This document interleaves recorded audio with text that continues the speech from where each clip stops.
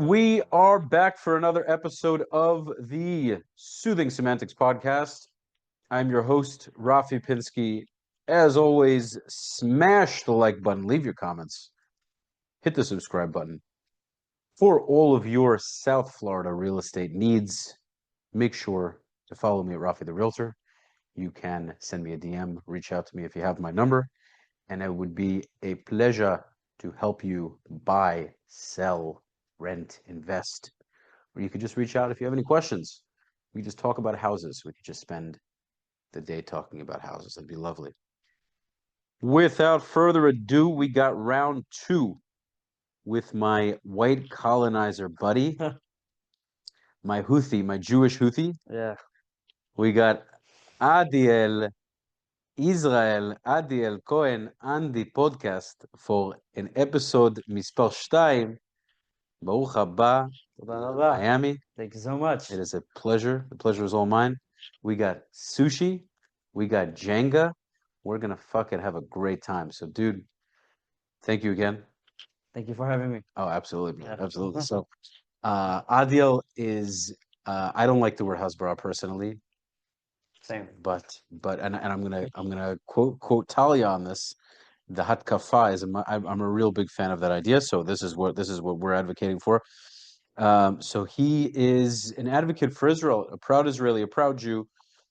Excuse me, and he has been moving full force on social media to fight against all the false narratives and be a proud voice for our people. So we're gonna get right into it. And what I want to discuss with you first of all is how's your trip been in this place, in this city?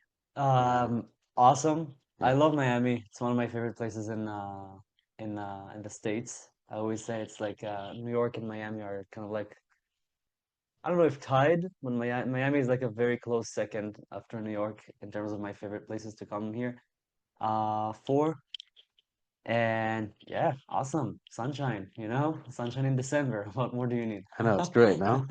Amazing. Dude, it's like 20, I think it's 28 degrees in New York, or it was in the 20s during the When day I today. left, it was like -1 Celsius. I don't know what it is in Fahrenheit.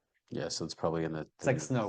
yeah, Yeah, 20s or something. I believe. I don't know Celsius well. We do everything. America, we do everything our own I way. know, I know. Miles, feet, Although you etc. spent your fair share in Israel, didn't you learn any Celsius? So I never got into. I was still doing Fahrenheit, bro, because I had my Got it. iPhone and I was still doing Fahrenheit. Yeah. Okay. So just a quick background for the people that don't know who you are. Give us a little bit of a rundown about like what your Israeli upbringing was like, what section you come from, the right wing, the left wing, the Dati, the Chiloni, like your a All little the bit. titles. When you worked with your Saba in the Jachnun factory, Yeah, that didn't happen. But we did have a lot of it Jachnun growing up. totally happened. Yeah. Yeah, so you mentioned like all these different titles. I'm a very anti-title person. I try to not put labels on myself. Sometimes, I mean, I am Israeli, I am Jewish, I am Yemenite, and all that. That's one thing. Um, but yeah, I'll start with that. I am an activist, a content creator. That's what I call myself. I try my best to share our story with the world. I'm a big believer of stories and the strength of a good story. So I try to focus on that. That's also why I don't like the word Hasbara. I'm not really explaining anything. The way I look at it is I want to tell a story, and I want our story and our voices, people to be heard. That's what got me into content creation and activism. I never tried to be an activist. I never planned to be an activist. Definitely not on social media. I'm naturally a very introverted person. Uh, but during COVID, I downloaded TikTok just to watch videos, pass the time. Um, and like the amount of anti-Semitism that I saw there was crazy. It was a different kind of anti-Semitism. I don't know if you remember during COVID, there was this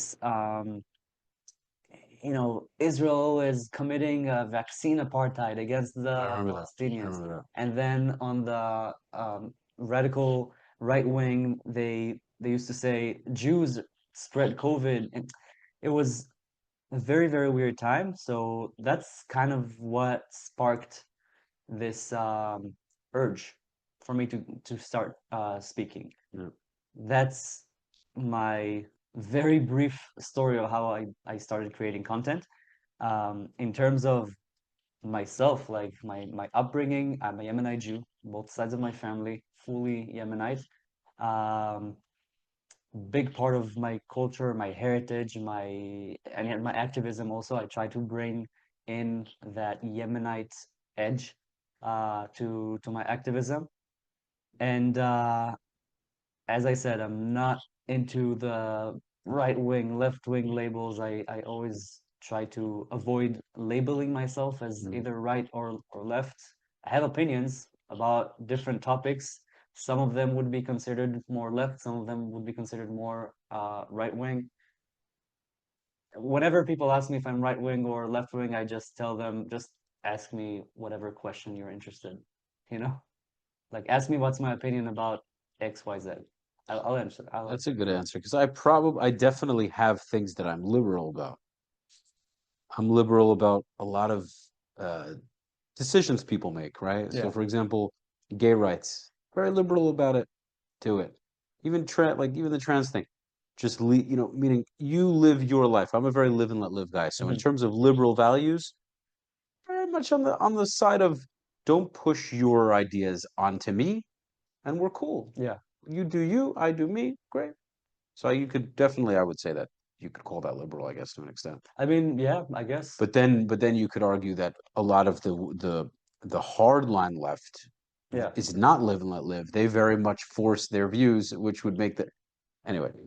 Uh, Now we've spoken off camera. We've been chilling by me and talking about a number of different things, but a lot of what we were talking about is the anti-Semitism, as well as a lot of Jews that are extremely anti-Israel, anti-Zionist. So you've been going around to different campuses now. Yeah. What has been your experience? Because you said you want to do more of these table talks. Yeah. Yeah. So I just finished my second tour with Camera on Campus. Great organization. Definitely recommend. I'm listening, but I'm gonna grab one of these Oh, now. absolutely. Go ahead. By the way, I don't really eat sushi. I'm sorry to hear that. Yeah, I don't like fish. I don't eat fish at Really? all. Like I've never eaten any fish in my life. I don't know why. It's something about the smell, I guess. You've never eaten fish in your life? Never. I can't stand the smell. I can't stand the thought of something from the sea entering my mouth. I do like vegetarian sushi though. That's fire. But enjoy your sushi. Um, what was the question? Holy shit, I forgot. Uh, College campuses Yes. experiences. So definitely recommend following Camera on Campus's work. They do like amazing stuff to fight anti-Semitism, dispel all the misinformation, and also bring Mizrahi stories to kind of like the front lines of the discourse. That's how we started collaborating. And last year was my first tour, telling my family's story of Aliyah from Yemen with Operation Magic Carpet, or the Yemenite name Wings of Eagles. Um, And this year I got to speak to a lot of students I have also. some just quickly. Yeah, I want to go into the Temanim because you obviously know about it. let's do it. So Yeah, can keep going, keep talking. awesome. So we're gonna pivot in. That's actually a conversation I could have brought up with Talia, and I didn't. And now I'm glad we're sitting in person. I got questions. Okay. Awesome. Okay, yeah, I'm down All right. to Yeah. talk about everything.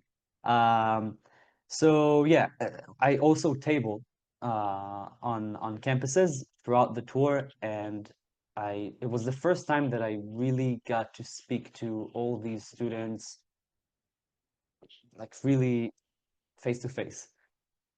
We had some crazy conversations. Students who are genuinely interested and they were super chill, but also a lot of students that came up to us either very aggravated or trying to like, uh, provoke. There was one student there, I remember, like that was crazy. He started sweating. He was this just classic white liberal, I guess. He started sweating out of anger while speaking to me. And when I speak to people, I'm chill. I'm trying to keep my cool. I don't believe in, raising the tones and everything. Let's just have a nice conversation. And at some point, I realized he's about to explode. Like he's about to, I don't know. It looked like steam came out of his ears. And I told him, wait, listen, I see that you're very angry. Chill. Like we're having a nice conversation, a civil conversation.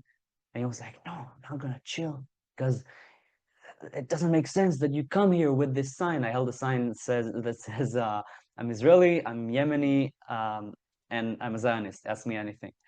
He he went bananas over this sign. He also from the get-go, like he asked me why I'm a Zionist, and I told him, I asked him, do you know what Zionist means? And he knew, like he said, yeah, it's the movement to establish a Jewish homeland, and all of that. And I asked him, so do you believe in that? And then he said, no, I don't believe you guys have a right to establish a homeland. And that was crazy because he was just like very direct about it. And I was like, oh, okay, so what are we even doing here? Yeah, what are we talking about? Yeah. Like, if you don't believe in my right to exist, what are you even doing here? And he was just Yeah. angry. You see, it's to me, it's mind-boggling how someone who's clearly like he has no stake in the conversation, right? He's a white liberal kid from Boston. The conflict doesn't affect him in any way, um, and he loses his mind over just me existing.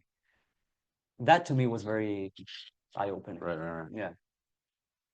And it's so common that they come into the conversation so confident, where they think they're gonna school you, and they almost feel like it's beneath them to even to have the conversation. Yeah, absolutely. But then once the conversation actually starts and you start to throw questions at them, they go, "Wait a minute, I wasn't ready for this," and then they storm off. Right.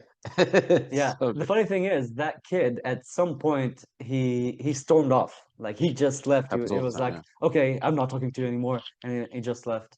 I And think then I saw that. I think I saw this video. Yeah. after it was actually not on video. I wish it was on video. That was like such a Was it Sahar then? maybe. I thought. Okay, so maybe I thought it was okay. Yeah. All right. I wish I had that on video. But then after a few minutes, he came back and he apologized. He came to us. It was me and two students from the Jewish club there. And he was like, you know what? I just wanted to come here again and apologize. And then he just shook our hands and left. It was Cool. yeah, it was cool. It was weird, but I guess, better than nothing.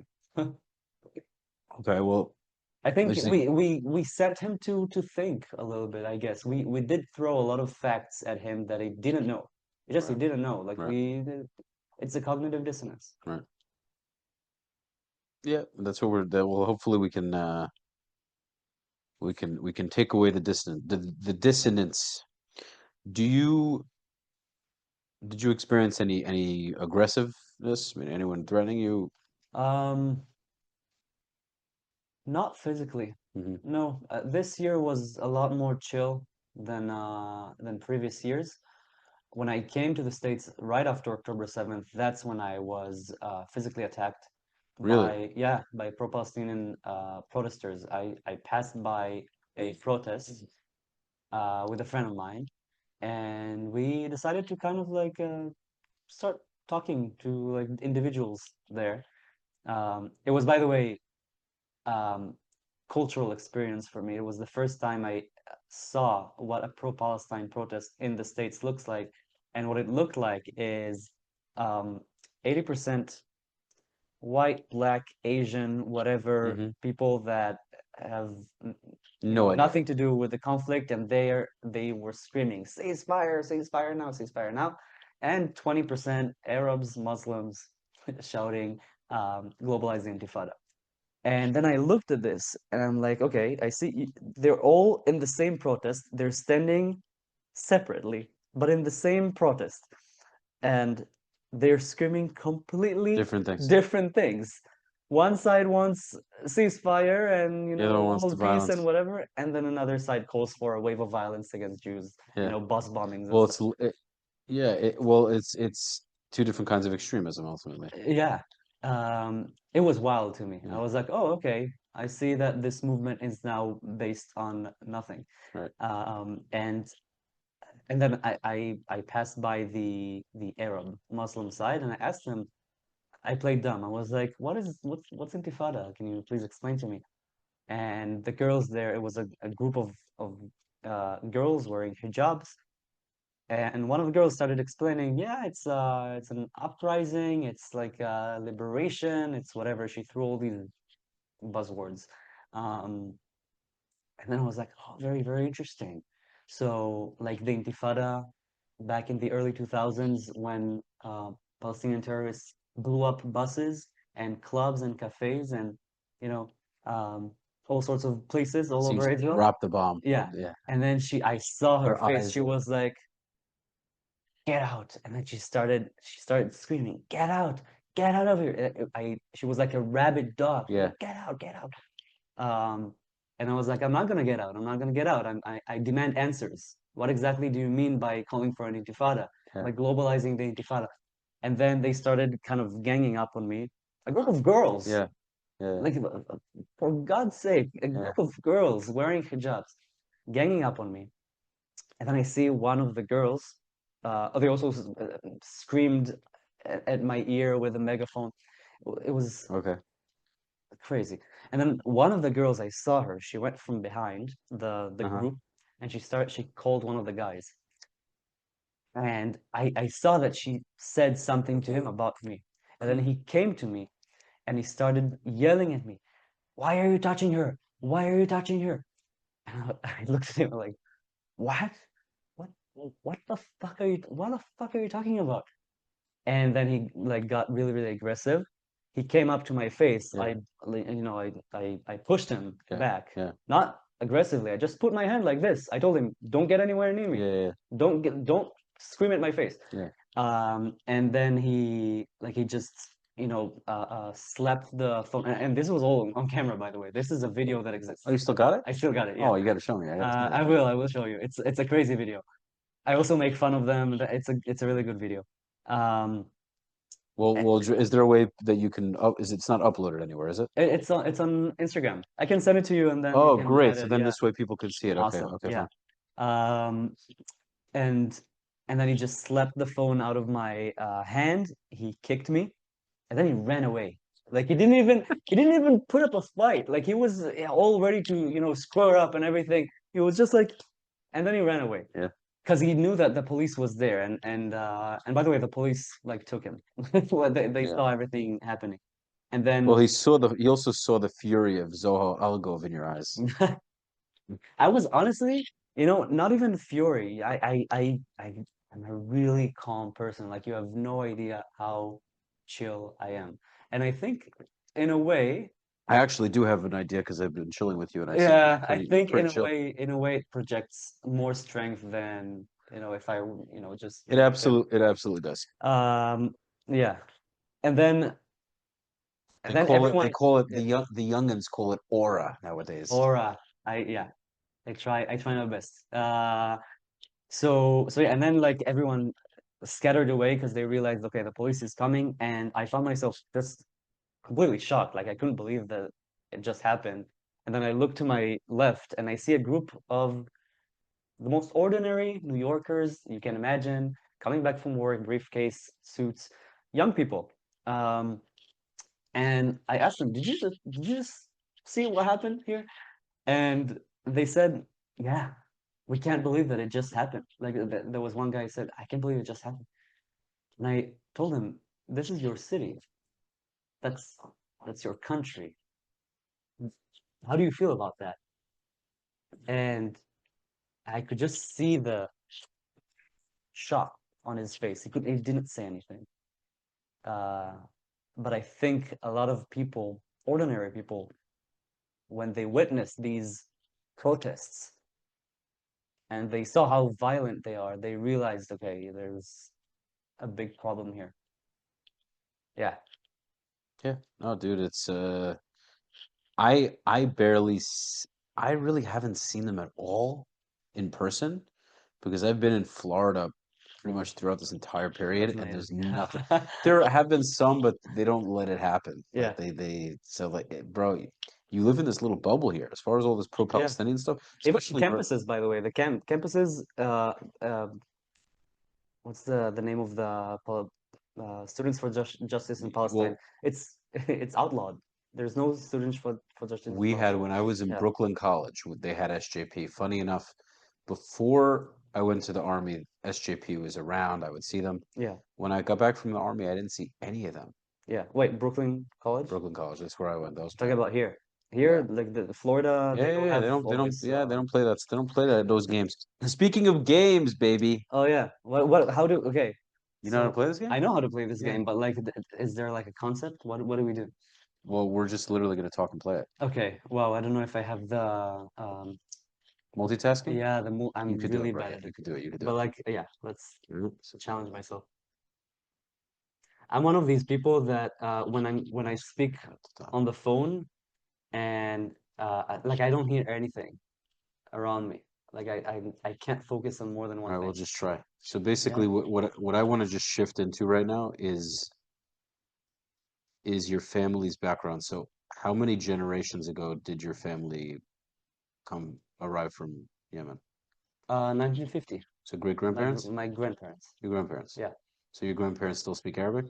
Or they're They very young. uh, so it's interesting, and I've never heard them speak Arabic. They spoke Hebrew my entire life. Okay. And they came from Yemen speaking Hebrew. Oh, Hebrew really? was already spoken by a large part of the Jewish community in Yemen. It was a different kind of Hebrew, a different accent, definitely.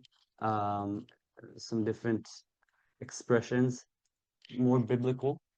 Uh, but yeah, it's more like Arabic terms and expressions that I heard throughout my entire life. I grew up with Okay. a lot of there's a lot of funny expressions. The Judeo-Yemenite, we call it Temanit. Yeah. It's kind of like it's somewhere between a language and a dialect. There's If you notice, like almost every group of Jews has that. yeah, You have Yiddish, you have Jewry, you have yeah. so many, you have Ladino, you have so many of them. So the Temanit it's a very funny Your language. turn, bro. It's very poetic. Hmm. I think poetic and also humoristic. They have all these funny expressions I grew up with listening to. My especially with my grandma. My grandparents passed away when I was pretty young, except for one grandma. We lived in the same house, so know, it's as close as you can get. Uh, so yeah, grew up with all these words, the food, the dishes, the stories. That's also what inspired me to go and tell the story because I realized like I have so many stories to tell that I have to pass it on. Okay, so what was their life like in Yemen? Was it very farm-like? They had a farm, they had animals, or they lived in Sana'a? Where's your Yeah. family from? So they all my family is from Sana. Yeah. It's in in terms of like in Yemeni terms, big city, Hmm. not a lot of farming. It's actually funny when my grandfather came to Israel after the Ma'abara, after the transit camp, they Hmm. sent him to a kibbutz to farm, to take care of cows. Right. And he he escaped after a few days. Because he didn't know it. He didn't. He was a city He was a city guy. guy. Yeah, exactly. Uh, definitely not into all the farming stuff. Do I have to take this one? And I'm gonna. I forgot how this works. And am I allowed to push with my fingers to get it out? I think so, yeah. Whatever you can, Okay. by all means necessary.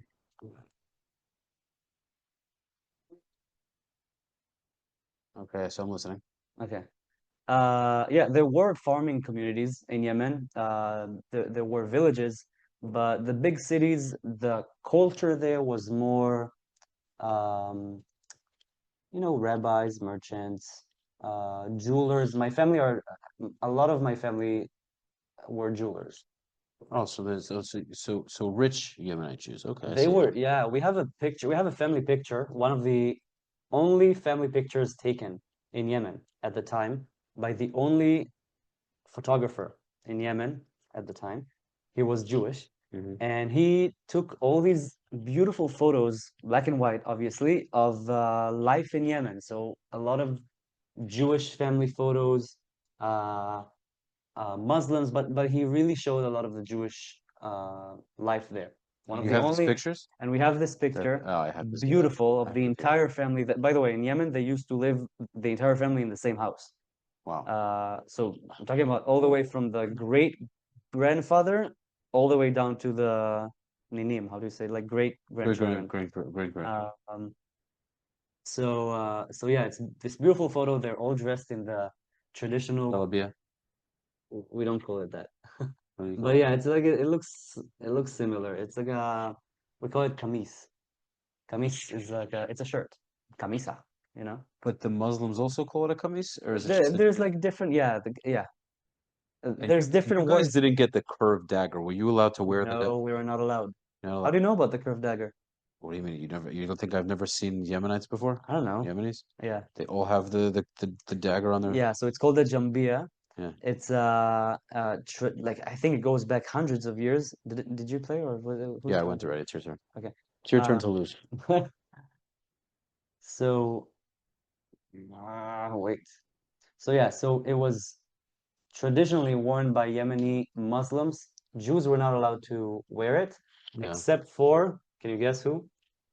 Royalty? No. Jews were not allowed to wear it. Warriors, rabbis, warriors, fighters, Okay. soldiers. So who was it? Out of the Jews were not allowed to wear the Jambia, but there was one community, The Habanis. the Habanis. Right. Yeah, because they didn't give a fuck. Oh, they just did it They anyway. just wear it. Right. Yeah, that's just how it That is. was pretty much what it was. They just did it They anyway. didn't give a fuck. Okay. They said, okay, we are Where were they located? Were they near Sana? in Haban.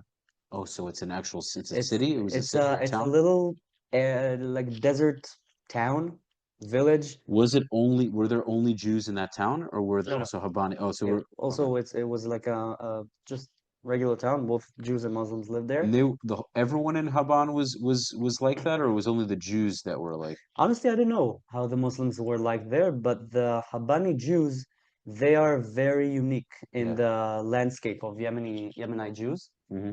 because they, so I'll explain for those who don't know who the Habani Jews are. They are a very small tribe, clan, like a Jewish clan that descends, according to their tradition, from Jewish warriors, Hmm. from like the Maccabees. And when they came to Yemen, they preserved this warrior mentality and identity. They had their own dances, And they have their own, the martial art Abir, right? Wasn't that the whole thing? I don't know, honestly. I don't know too much about them. They Okay. lived very far away, like all the way in the desert, closer to Oman. Mhm. Um, and so they preserved this. Was their Judaism like totally different in many ways, like the No, traditions, or was similar? no, it was similar. Like they still practice Judaism and everything.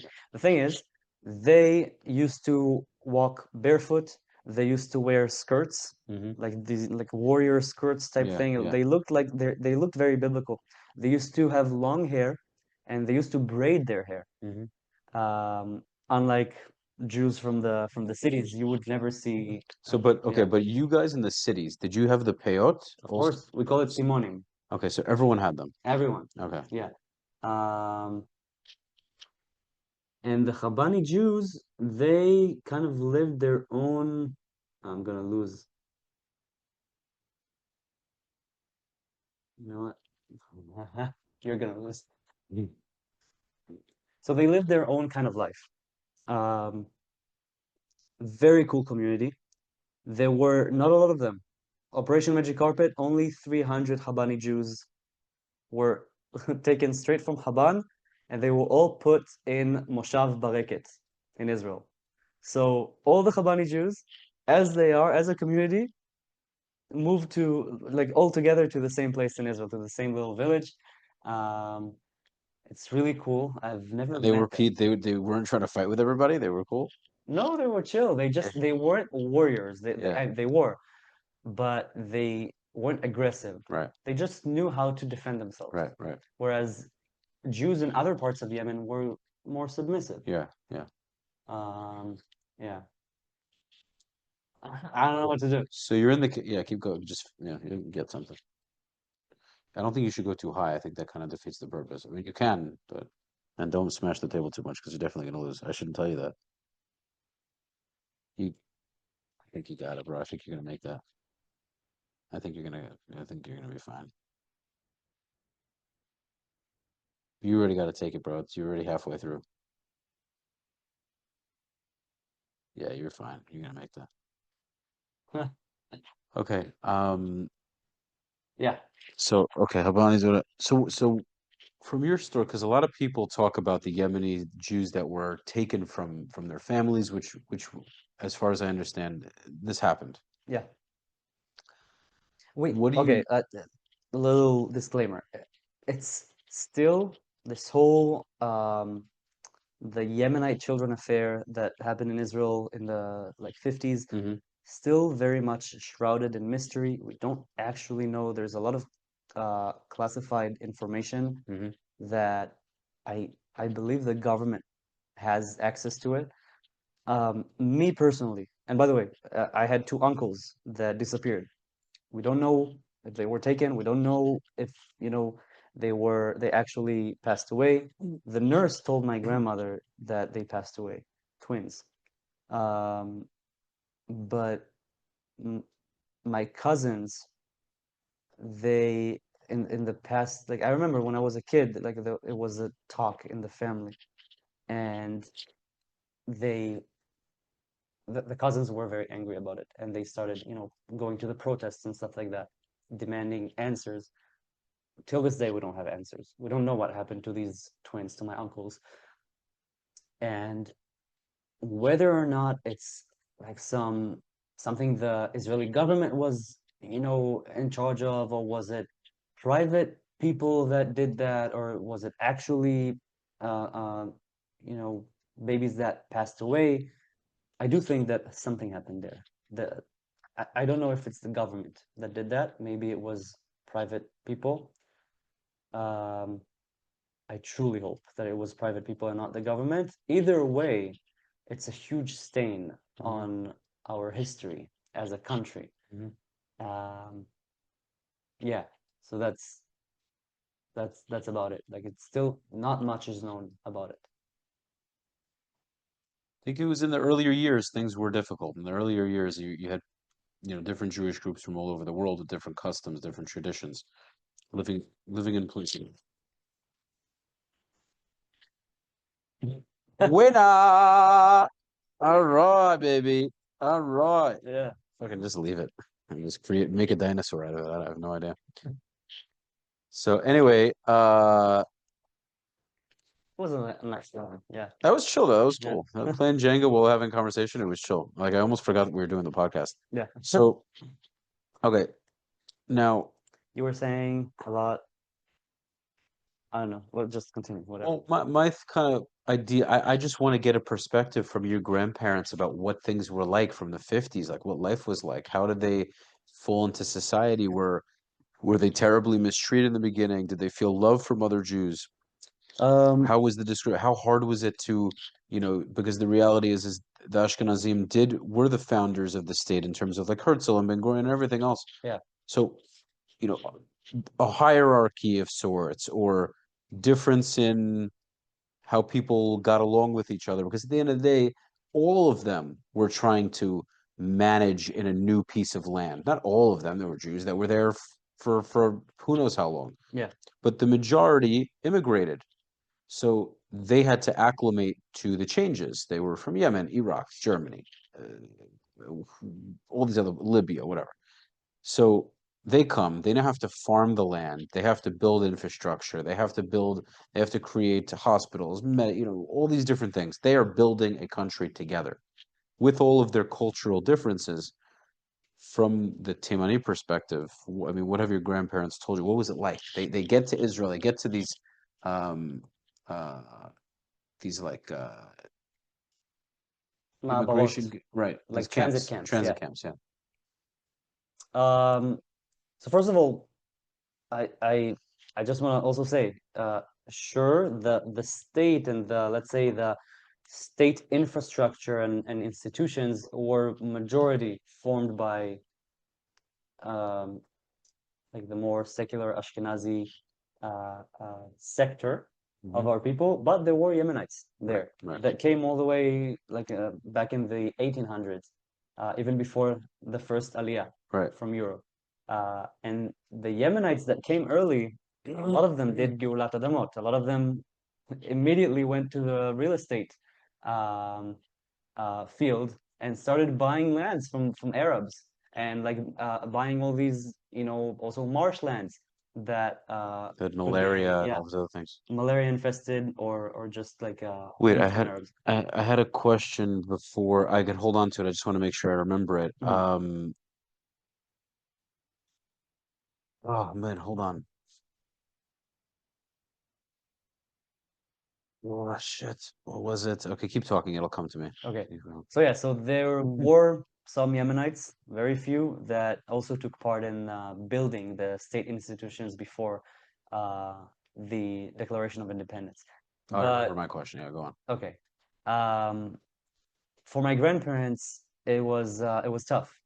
Like I told you, they sent my grandfather to kibbutz Were they without allowed to asking him take anything with them when they left, when they left Yemen. yeah, or they had nothing to take with them? They They came with they nothing? they were everything was confiscated by the king of Right. Yemen.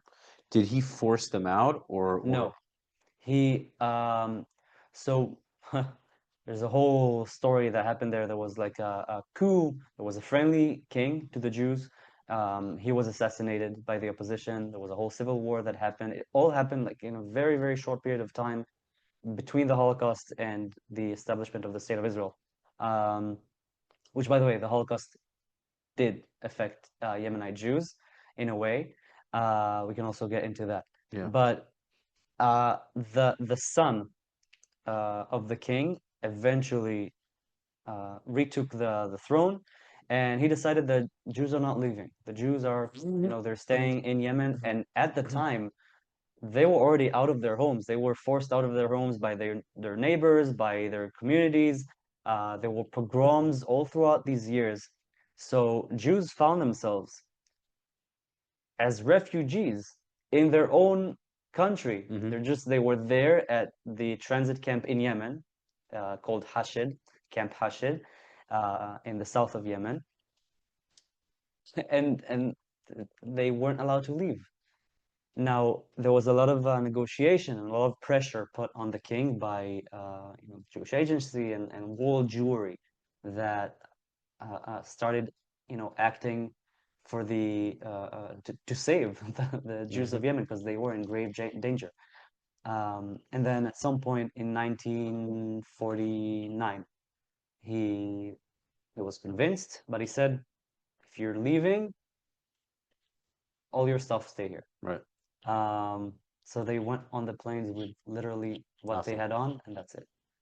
And they came with nothing. Yeah. They were poor. And my family, I told you, they were jewelers. They were rich in Hmm. Yemen. They had a huge house, tons of like silver, gold. Everything was lost. Wow. Um, and obviously for my grandparents coming, That's heartbreaking, man, to have it's to insane. build. I can't imagine, like, if I was living in Florida and I had a huge mansion and I had a family and everything was established and that happens here and I have to just leave all my stuff behind. That would suck. Yeah. Because you don't know, yeah, you're going to Israel, you know it's going to be, with all these Jews, but you don't know them. It's an unknown place and you can't take all your stuff. You're starting over again. That's terrible. Yeah. Let me tell you, it didn't matter to the Yemenite Jews. The Yemenite Jews in our culture, They were excited to come back, to come the to. the return to Zion is the main thing for Yemeni Jews throughout history. You can see it in Yemeni Jewish poetry written in Hebrew. See, this is going to get Hundreds into of it. years This ago. is going to lead me into another topic of the whole anti-Zionist, white Teimanim. Yeah, the Yeah. whole talk. Yeah. As um so yeah, so like to them it didn't matter. That's why also you know with all the hardships in the Ma'abarot in Israel and then the discriminatory like Prejudice, you could say, like yeah, differences, like and yeah, the prejudice against Yemeni Jews and yes, there was discrimination also by the establishment in Israel, right. in early Israel. It didn't matter to them. It didn't make them any less Zionist. It didn't make them any less, you know, appreciative of being able to live in their homeland. Mm-hmm. Um, but yeah, I grew up with all these stories of how my grandparents were discriminated against by their co-workers. My parents told me stories about like even my parents' generation. They had their teachers in school kind of looking down on them, you know? Uh, I'm glad that nowadays we're able to look back at it and say, okay, we've made progress. Mm. And also, I think it's part of the you know of the process of reintegration into one another. You can't really expect, see, the people who criticize that, they're like, oh, but the racism and the, like this NEMA bullshit. It's like, how in the world do you expect a group of people that, yes, we share common goals. I mean, we share common, the common isn't the wrong, we share the same story. We're the same people Yeah, ultimately, but we get spread around the world. We mix in with our local cultures in every way, music, food, even marrying the locals. All these things are going to happen over time. Certain groups less than others. I imagine the Yemeni Jews probably were very insular, very insular. right? But nonetheless, you bring Jews from all over the world with all these differences, and you expect them to just suddenly love each other Yeah, and get exactly. along. Listen, They're looking at each other like, well, you're a Jew, I'm a Jew. I see you as a brother and a sister, but we have nothing in common. Like, we don't listen to the same music, we don't eat right. the same food. Many of us may not even look alike. Yeah, And we understand the concept. We're all here together to build this thing, but I just don't know I don't understand you. yeah, And it's going to take a lot of time, and it's going to take hard experiences, yeah, discrimination, prejudice. These things I think are natural, unfortunately, and it's really amazing how far we've come. right. And so many other cultures around the world, you would think would be the same way in a good sense, that would actually get along. They get along terribly. The U.S. is far more racist amongst Christians. For Christians don't even see it like this. They just separate. You have the black community, Italian community, Chinese community. Blah, blah, blah. Day to day, people don't bother each other, Hmm. but the undertone of racism here is much more pronounced. In Israel, it's like, Nowadays, like you barely even notice it. Like yeah, it doesn't play a role. right. Like I look at, you know, other Jewish communities living in Israel, people who have a different background than me, and I'm like, okay, like it doesn't matter, Doesn't even occur to you you. know? Sure, we still make jokes. It's still like, you know, we treat it very like lightheartedly. Yeah. It's all good. Um, I wanted to say something, I forgot. You know what it reminds me of? What? Did you ever see that video of this old guy who was driving on the highway, and he didn't take the gas thing, and you Yeah, put the and then gas in your like car, yeah, and he literally drove off, so it came out of the gas, the right. thing, and he's driving with it in, and so a guy behind him is honking his horn to get this guy's attention. Finally, the guy ends up coming out of his car, and the guy goes, he realizes that the fucking thing is connected to his, and the guy behind him is videoing, and he goes, "Hey, Ashkentus." Did you ever see that one? Yeah, we still do that. And now I remembered what I We was going to all say because it was like about a video. There was like this. Kurdim, Kurdim, Kurdish, like Israelis from Kurdish background. I didn't know this till I went to the army, but the stereotype is that they're stupid. They're stupid. That's a stereotype. So And by the way, Yemenites are cheap. We're not, by the way. We're Also, very they say that generous. about Persians. They say that Yeah, about but then the world pulls all of us cheap anyway, you know? whatever. Yeah. So it's like I would anyone I met, any Israeli I met that had Kurdish background, I would make those jokes. And that was something I didn't even know. I didn't know the whole Kurdish thing. I had no idea. Yeah, there's all these like jokes. Some of them I like, some of them I don't really like. Yeah, But it's still a joke. yeah, You're not gonna be like you go around in Israel, you're not gonna be discriminated against because you look a certain way, right. for the most part. Now, there was this skit from like years ago, that showed the different waves of aliyah of different communities. So it starts, I've watched this. I know exactly what yeah, you're talking so about. Yeah, the black and white one, and every single boat that comes that docks come in with a new wave of immigrants from a different country, and you see like the different cultures, the different clothing, yeah. and then the last people that came on the previous boat are standing there at the port saying, "In al din babur al jabhum," the like screw the boat that brought them.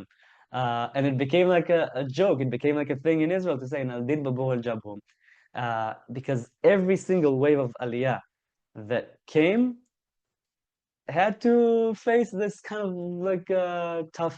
It's like hazing. It's like hazing. Yeah. You know what hazing is? No, what is it?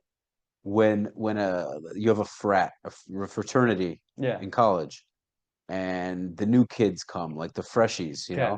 and they're like, "All right, well, we're gonna put you through it. Like we're all seasoned, right? Pazamnikim, Okay. like you're the fresh meat, and now we're gonna haze you in. Like if you want to be part of the club, you got to go through the same bullshit we went through, Yeah. so to speak." So that's kind of like what happens. You saw it. It started with the Mizrahim, and then, by the way, also Shoah survivors, Holocaust survivors were also looked down upon by the Ashkenazi establishment, because they saw them as weak. And then after the Mizrahim It's so came, fucked up, but it's like yeah, yeah, no, it's human. It's it's humans it's being fucked up. It's unfortunately it's humans being human. It's unfortunate. Yeah. And then, like later on in the 90s, you had the Ethiopians and the USSR Jews. Till this day, you have people kind of looking down upon the USSR Jews that are having a harder time to integrate Ethiopian Jews also. But it all uh, it comes together at some point. It comes together, and I will say this: in the beginning of the state of Israel, and that's very important. That's a very important shift that we saw happening in policy, because in the beginning, the policy was to create a melting pot. This is what they called it: the kureituch, the kureituch, the melting pot attitude. They wanted to strip all these new immigrants, all these new olim, of their old traditions Hmm. and carve them in a way that is like the secular, hardworking, probably farming, kibbutznik, Ashkenazi, modern figure Yep. of Israeli. They actively try to do that. They cut the peot of a lot of the Yemenites, uh, like really bad stuff. And then at some point during the 70s, it was the Black Panther movement and all of that. Mm-hmm. The Israeli Black Panther movement, it's Yeah, important, yeah, yeah.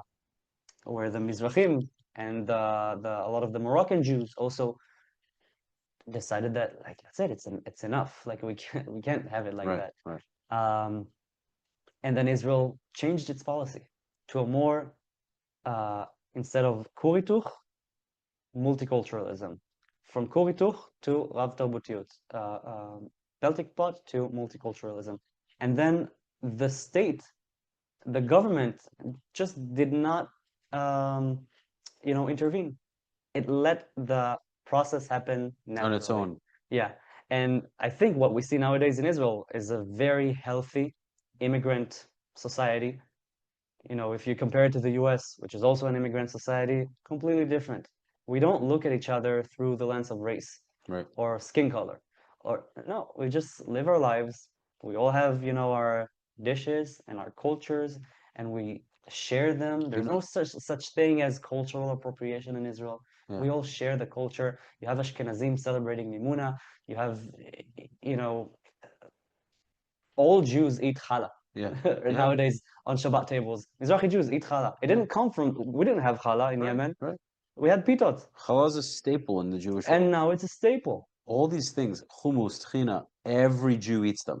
Yeah. Every Jew, you won't find a kosher supermarket in anywhere Right. where there's a good number of New York, California, Miami, South Africa, Australia, England, Canada, anywhere there's a Jewish community, you're going to have certain staples like Israeli cheeses shipped from Israel. You're going to have Bombay. You're going to have Bisley. Yeah. You're going to have, these are just staples that any Jew in the West grew up on. Right. Everybody, doesn't matter what, and it's beautiful because it all comes together. You'll have a schnitzel sandwich. What does it have?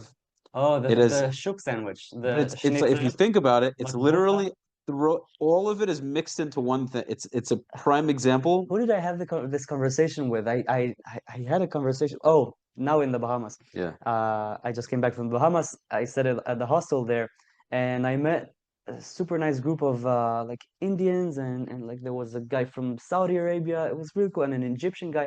And they asked me what's like a really Israeli food that you can't find anywhere. And I told them about shuk sandwich. It's literally all Jewish cultures together in one challah. it's So amazing. it's like the schnitzel, which is I'd say like the Ashkenazi, Yeah. the German Jewish, matbucha, Moroccan Jewish, chatzilim, which is Mizrahi Jewish, chatzilim like eggplants, Yeah, with tchina. yeah. And all in a challah. It's And it's the fucking best awesome. sandwich. It's To me, amazing. by the way, I don't think falafel should be the Yeah. national dish of Israel. I don't know, for some reason, it made its way to become the I national mean, dish of Israel. it's really good. I mean, It's really good, yeah. but it's like we have our own I think if stuff. anything, sabich should be because it's an actual. Sabich is awesome. Mhm. Sabich is my favorite Israeli dish. Sabich and shuk sandwich, to me, these are like staples. You can't find them anywhere else, really. Dude, a good schnitzel challah sandwich, bro. I get that. I order that from Uber Eats. They have it here. I'm Dude, gonna try. oh, I'll tell you where to go. Okay. We'll talk about it. Okay. Yeah, man, and it's so amazing. And this is what like this whole like I don't even want to give this guy more attention, but this whole Nima nonsense. It's like he went on this this Jake Shields guy. Yeah, that He was went on and it's insane. like, first of all, he's doing it all for clout. Obviously. He doesn't care. He doesn't give a shit. But this whole idea of how we've all come together, and the longer we live in Israel. I don't live in Israel, but I still consider, we're all part of this You spend this enough time community. in the Yeah, army, you saw like what Israel is like, and you my know? whole family's there. The point Yeah. is like the longer we have this country as Jewish people, the longer we have this country, the more and more we're gonna become one cohesive thing. Yeah.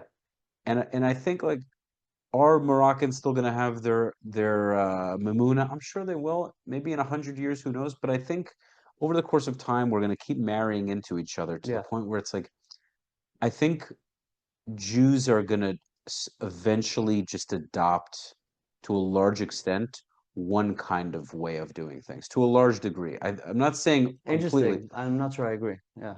because I think at some point, how much, if if if the Jewish world hasn't, for example, God willing, Israel will exist for enough for till Mashiach comes, whatever it is. But let's say Mashiach doesn't come in 600 years, and we're still living in Israel in 600 years, we're still going to keep traditions from Germany. Like our great, great, great, great, great, great, great, great, great, great, and I could keep saying that for another 50 times, haven't been born in Germany, and we're still doing traditions from Germany. At some point, like, let's move on from that. And this is what I think. I think, like, for example, it's not about Mizrahi or Ashkenazi. It's about the region. It's about the Middle East, right? So the concept of, for example, wearing an Italian black hat, like a Borsellino hat. You can wear it if you want to wear it. Go ahead. But I think if Jews, let's say, adopted as a collective, if they were wearing religious clothing, a talit, and then maybe a sudra, like Rudy always pushes, that's something that like all Jews could get behind. Why not? I hope so. I hope it happens. But why don't all We have Jews? a lot of Why don't all Jews? And it also suits the Middle East so much more. Like when I see all these Haredim wearing like yeah. black and white, just a bunch of penguins. It doesn't fit in the region. Like it doesn't look like what Jews used to wear. You know, Yeah. I don't know. There's just I think it's just this intuitive feeling I have Yeah. where it's not that we should all dress the same way day to day. You want to wear jeans, wear jeans. You want to wear shorts. You want to wear a black suit, do whatever you want. But I think if rabbis came together and they were like, you know what? I think we should wear the things that we wore back in the back in the day. You know where you see that? You see that a lot with the Jews that live in Judea and Samaria. Right. It doesn't A matter. This lot is of like actually the a beautiful shawls, and example. I It's love actually this. a beautiful example I love because this. it doesn't matter if they're and they all marry each other. So you don't even know half the time where they're come from, what they are, right? But you see they all dress, they all wear Yeah. that like really old Jew clothing. Yeah. Like you see these videos, and I mean I spent my whole service there. To me, it's like I feel like I'm going back 1,000 years in a sense. Yeah. You know what I'm saying? And they have cars and everything, but you'll see them riding donkeys and horses, and it's like this is like it's like a beautifully painted canvas of Yeah. what it's supposed to look like. Yeah. You know what I mean?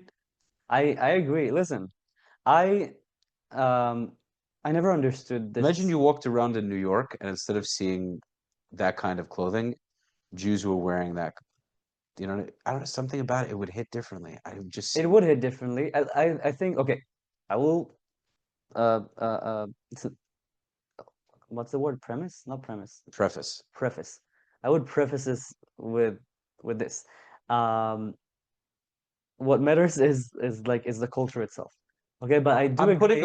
I think I'm putting an over focus on it. No, no, no. It's I no, no, no, I'm it's not okay. It's okay. yeah, Not judging, not judging, yeah, because to me, like it also it's a big thing.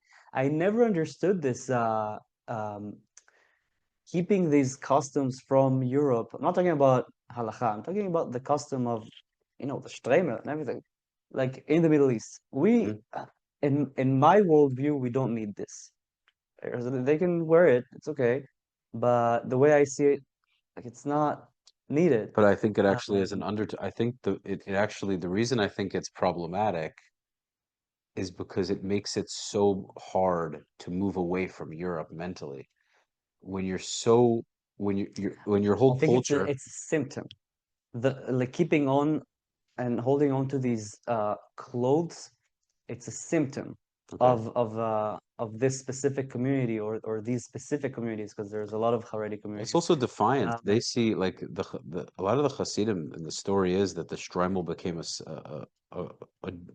clothing of defiance because this is what I've heard. I don't know if I can't say it's the case for sure, but I know I've heard this more than once that the the Hasidic community, the Haredi community, the Stremble was originally seen as like something embarrassing, something along those lines, and they ended up just wearing it in defiance to say like we're gonna make this a holy thing, so to speak. okay, I don't know about This this, is I have honestly. to do my research. I can't Yeah. say for sure. Um, but what was I about to say? I forgot. Yeah. So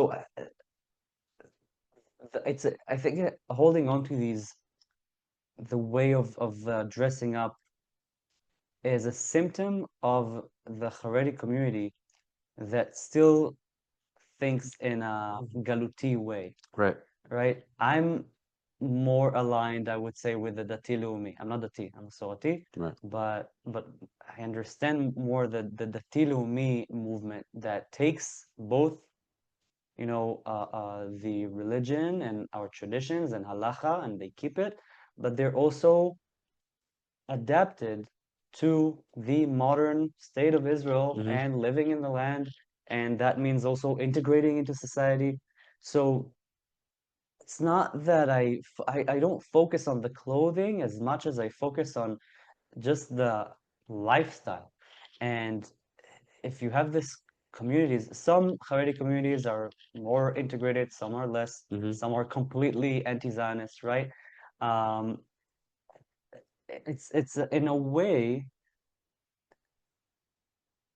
trying to like to put it into words. In a way, it's like them saying we're still not ready to live as sovereign Jews in our homeland. Right, right. And then it comes with keeping the clothing style from Europe It comes with But that's what's funny is integrating less into Israeli I think society. they're looking at it backwards. It's they should start making the decisions. They should start and I'm not sure I sound like I'm lecturing, but it's like I'm sitting here wearing an Adidas sweater. But the point is like if you're already going to wear religious clothing, if you start to move toward it's not a see here's the thing, it's so easy to misconstrue this and be like, what difference does it make if I wear a fox on my head or I wear a yellow tie? I'm serving God. What difference does it make? Because I think the more as a collective we move away from, like you said, galut ways of thinking, and we instead look at all of us as people of Israel, naturally a lot of the things that divide us will start to disappear, and we'll start to agree on more things just by virtue of agreeing that we share much more than Yeah. we don't. I think it will happen naturally also I do. I think over time. with the Haredi community. You can already see it. By the way, there is the המכון הישראלי לדמוקרטיה, the Israeli Institute Like for Democracy. In Sfat, you'll see this a lot, by the way. What? In Sfat, you'll see that like Haredi Jews will dress with much more of like a, Yeah, like something, yeah, that is more connected to like the land. yeah. I agree with that. I was about to say that the Israeli Institute for Democracy, I'm not sure if that's the name I know in that I'm. English. By the way, I know what I'm saying. I, listen, I'm overconfident, but I Yeah, think you hear what I'm saying, right? Like there's just something authentic about it. I am. I'm all about the shawls and the white clothing and the flowy, vibes, It's not just about stammet. It's just it's the real stuff, man. It's the real stuff. All right. So listen. Come on. I'm telling you, I'm I'm gonna start walking around Miami wearing that stuff. Yeah. do it. Right. What was I about to say about the Israeli Institute for Democracy? It's so late. Yeah. So every year they publish a report on the Haredi society and the Arab society, Hmm. and they show throughout the years how integrated they get into Israeli society, how integrated they are into Israeli society. And you see every single year there's like an increase of the amount of Haredim that go to the army, go to the workforce, go to university. Women, by the way, are leading in the Haredi community in terms of academics, workforce, all of Hmm. that. And the same thing, by the way, happens with the Arab society. Israeli Arabs are becoming more and more integrated. Haredi communities become more and more integrated. Eventually, what I think will happen is that they will realize, because they also, as a community, they grow, the birth rate is crazy. They grow in a very, very fast pace. Hmm. They will realize that it's not viable to stay insular. Hmm. Sure, there might be some the Zerem Yerushalmi and like all of that, the more fringe, the more I don't know if fringe because there are actually a lot, but the more extreme parts of the Haredi society might stay or like that, or it might take them a little longer to integrate. But I think the majority will eventually realize that there is no other way. They're Israeli. They live in the modern state of Israel, in the land of Israel. They have to be part and an active part Hmm. in society. And that means, sure, going to yeshiva, learning, studying Torah, I think it's very important. And I think I see it as a service. Hmm. I do see it as a service for our people. There are a lot of people who say, oh, no, they're just, they study in yeshiva all day. I think it's very important. Hmm. Someone needs to do it. But at the same time, do shirut lumi, do Right. national Right. service, go to the medical field, go to the social work field. They can do it. They have they also have the mentality Hmm. to do it. Within the Haredi community, there are so many like social initiatives and charity that we can learn a lot from the Haredi community just on that. No doubt. They need to bring it to the rest of the Israeli society, and I believe that one day it will happen. It'll happen gradually, and we see that it's happening. Well, you could argue it already does with certain things. Yeah, listen, since the war, the number of Haredim that go to the army increased drastically. Yeah. I agree. I know this. I know this. No, I'm just thinking. I think we covered a lot of ground. Yeah. Is there anything that you wanted to mention maybe that you didn't get to cover? I don't know. A thought process that I did. Oh no, wait, I did it. I already covered this with you. I kind of asked like what their feeling was about coming to the country, and you said they were very excited. So I did. We did cover that. So that's all she wrote, man. Yeah. Awesome. This was fantastic. I I think. loved it. Thank you so much. Absolutely. Ladies and gents, boys and girls, I hope you enjoyed this Jenga conversation. I learned a lot. I learned a lot about the Timanim, and Adiel gave a really, really, great perspective of things. Obviously, he grew up in Israel. I did not, so he has much more of an understanding than I do. But nonetheless, I look forward to your feedback in the comments. Smash the like button. Make sure to subscribe to the channel. Follow Adiel on Instagram at Adiel Israel. Adiel of Israel. Of Israel, my bad. Any other accounts you want to follow? Instagram, TikTok, X. All the same handle? Yeah, all the same handle, Adiel of Israel. And YouTube. I mean, I have nothing there, but I'm working on it. Okay, so they can't follow because you don't have it, but hopefully you'll have it. I want to start from now, Okay, no. Gotta push it. Okay. Well, once they follow you on all the other accounts, they'll know when you start. Yeah, that's Hashem. Guys, you know what to do, and I look forward to you catching up on the next episode of Soothing Semantics. Until next time, peace.